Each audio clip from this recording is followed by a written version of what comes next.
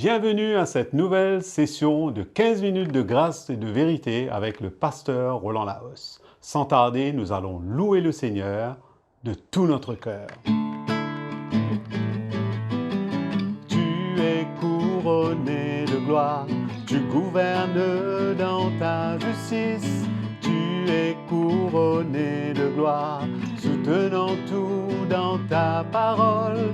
Tu règnes en puissance et règne en gloire. Tu es Seigneur de tout l'univers. Tu es le Seigneur de tout l'univers. Tu es le Seigneur de tout l'univers. Tu es couronné de gloire, tu gouvernes dans la justice. Tu es couronné de gloire, soutenant tout par ta parole. Tu règnes en puissance et règne en gloire. Tu es Seigneur de tout l'univers. Tu es le Seigneur de tout l'univers. Tu es le Seigneur de tout l'univers.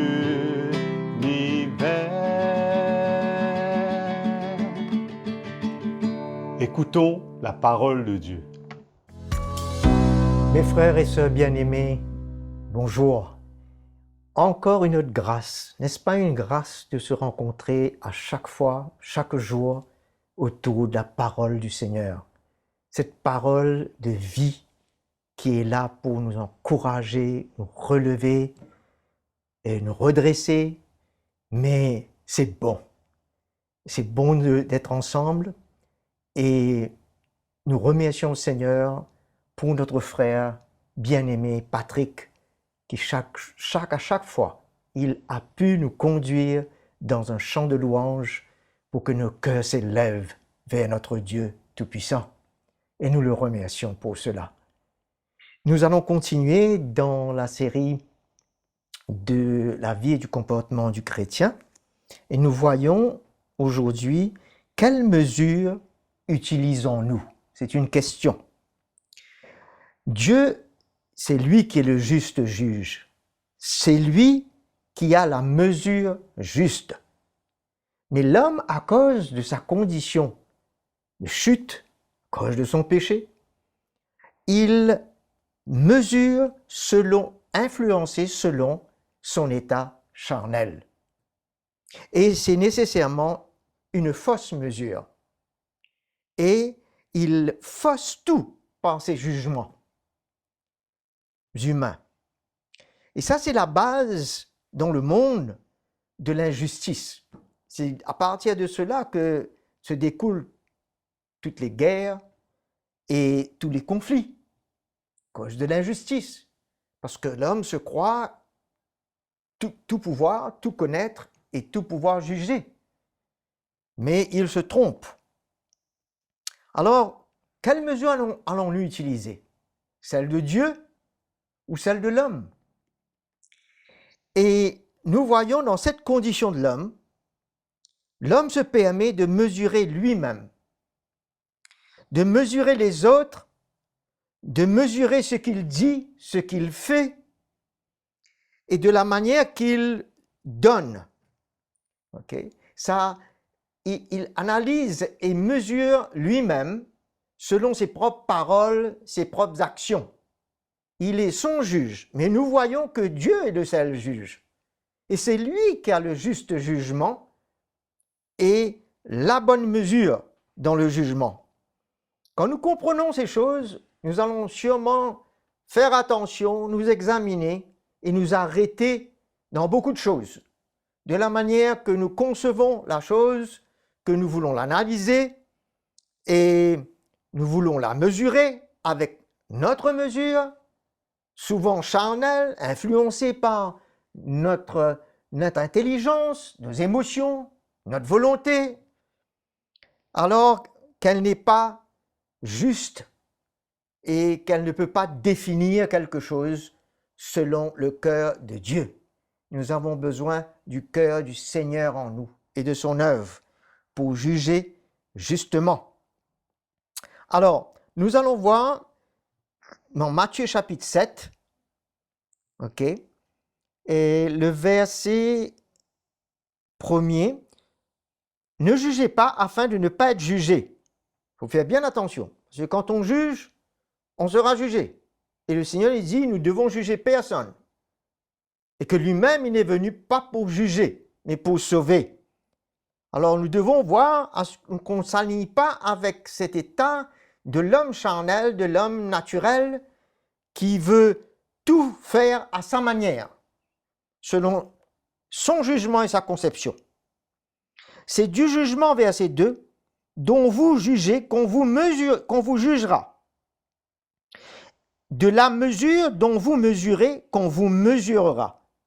En d'autres mots, mesure égale jugement, n'est-ce pas?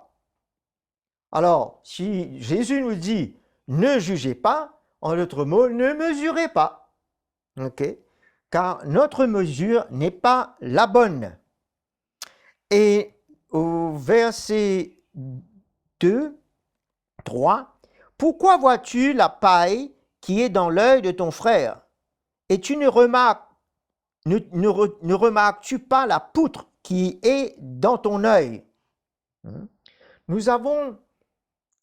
Nous sommes prompts dans le naturel à vouloir faire un jugement, vouloir faire justice ou nous justifier. Ça, c'est la condition, l'état de l'homme. C'est ce que nous sommes. Mais grâce soit rendue au Seigneur que c'est Jésus qui est venu nous justifier.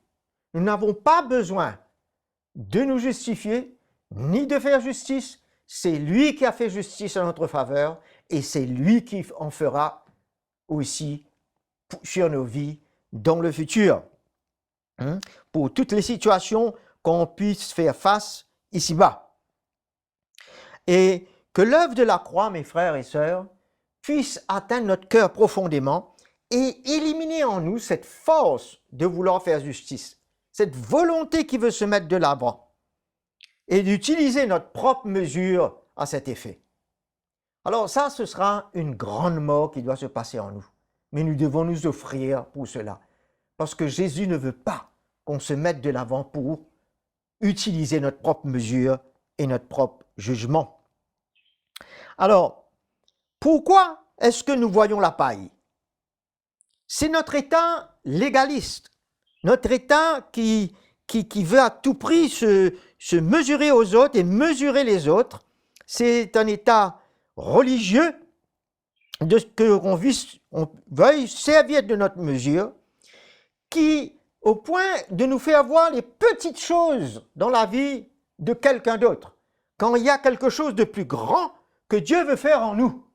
C'est la poutre qui est dans notre œil et que souvent nous n'arrivons pas à voir parce que ça nous bouche la vue dans l'esprit et nous avons ce mauvais jugement et d'aller relever la paille dans la vie de l'autre. C'est cet état légaliste qui nous emmène à juger et que le Seigneur nous en délivre, mes frères et sœurs. Alors, nous voyons dans le verset 5, le Seigneur dit, « Hypocrite, ôte premièrement la poutre de ton œil. Sois humble pour accepter qu'il y a une poutre dans ton œil. Et tu verras comment ôter la paille dans l'œil de ton frère. » Tu pourras avoir meilleur jugement avec le cœur du Seigneur, l'amour du Seigneur, parce que toi, est-ce que c'est dans le but d'aider ton frère que tu veux enlever la paille? Mais pour l'enlever correctement, si tu veux l'aider, que la poutre soit enlevée de ton œil et que tu puisses te servir de la mesure de Dieu, c'est-à-dire avec le cœur de Dieu, avec son amour, pour pouvoir aider ton frère. avec un cœur pur, afin d'avoir le bon jugement dans l'esprit. Amen. Et nous voyons dans Marc 4, le verset 23 et à 25, nous voyons que la mesure qui est utilisée, Marc 4, nous lisons vite. Si quelqu'un a des oreilles pour entendre, qu'il entende. Verset 24, il leur disait encore, prenez garde à ce que vous entendez. On vous mesurera avec la mesure avec laquelle vous mesurez et on vous y ajoutera pour vous. Car on donnera à celui qui a, mais à celui qui n'a pas, on notera même ce qu'il a. Alors nous voyons ici, ça parle de la mesure que nous recevons, de ce que nous entendons, qu'est-ce que nous faisons avec, à quelle mesure que nous sommes en train de vivre et pratiquer ce que nous recevons de Dieu et quel est le fruit qui en sort. Et nous serons jugés dans le sens de comment nous pouvons mettre en pratique ces choses que Dieu nous donne.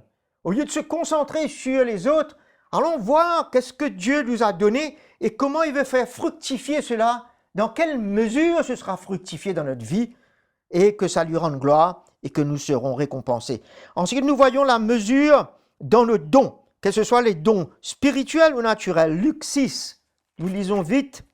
« Donnez et l'on vous donnera, on versera dans votre sein une bonne mesure, serrée, secouée qui déborde, quand on nous mesurera avec la mesure dont vous mesurez. » Ok? Quand on vous mesurera. Alors nous voyons qu'il y a une mesure ici de pouvoir donner de soi-même, de sa vie, de son temps, non seulement des finances, parce que beaucoup ont utilisé ce verset que pour les finances, mais c'est dans la mesure que nous sommes capables de nous offrir, de nous donner au Seigneur, à lui, à son service.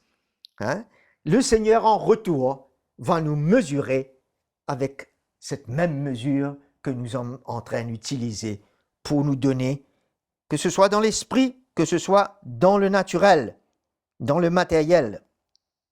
Alors nous voyons qu'il y a une mesure de foi que Dieu donne à chacun pour œuvrer pour lui. Romains 12, le verset 3.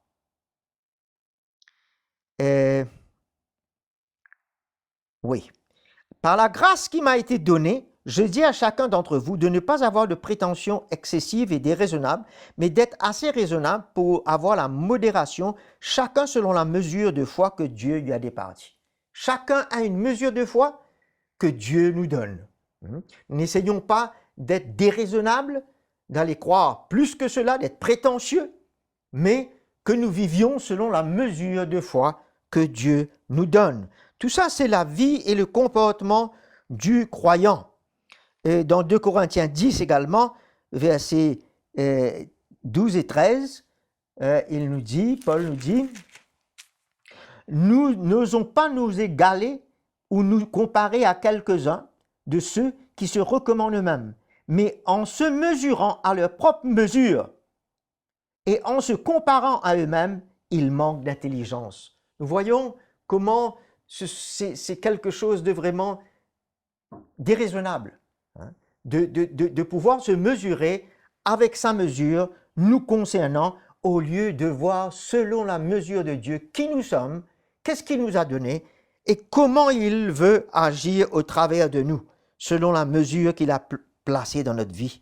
Nous voyons pour terminer dans Éphésiens 4, le verset 7 nous dit « Mais à chacun de nous, la grâce nous a été donnée selon la mesure du don de Christ. » Alors, il y a une mesure de grâce. Non seulement qu'il y a une mesure de foi, mais il y a une mesure de grâce d'opérer selon un don, selon un appel, et comme Dieu donne à chacun, selon une onction, selon une sagesse, et nous ne pouvons pas aller au-delà de cela. Ni vivre moins que cette mesure, mais restons dans la mesure que Dieu a départie à chacun. Et pour terminer, dans le verset 13, il parle de la mesure de la stature parfaite de Christ, qu'à travers les onctions dans l'Église, Dieu veut nous perfectionner, nous emmener en maturité, jusqu'à qu'on atteigne la mesure parfaite de Christ. Que nous puissions refléter la vie de Jésus et son image dans la mesure de Christ, hein, et que notre mesure diminue par l'œuvre qu'il fait en nous et que la mesure de Christ augmente. Mes frères et sœurs, je vous remercie pour votre écoute. J'étais content d'être avec vous pour ce moment. Que Dieu vous bénisse et à la prochaine session. Nous sommes bénis par le message que le Seigneur a mis dans le cœur de son serviteur, le pasteur Roland Laos, dans cette session de 15 minutes de grâce et de vérité. Nous vous encourageons à aimer la vidéo et à la partager à tous ceux que vous connaissez. N'oubliez pas de vous souscrire à notre chaîne CTMI et à cliquer sur la petite cloche pour être averti des prochaines sessions. Prenez contact avec nous à l'adresse indiquée sur votre écran et partagez-nous vos commentaires et vos expériences avec le Seigneur. On vous aime et à bientôt.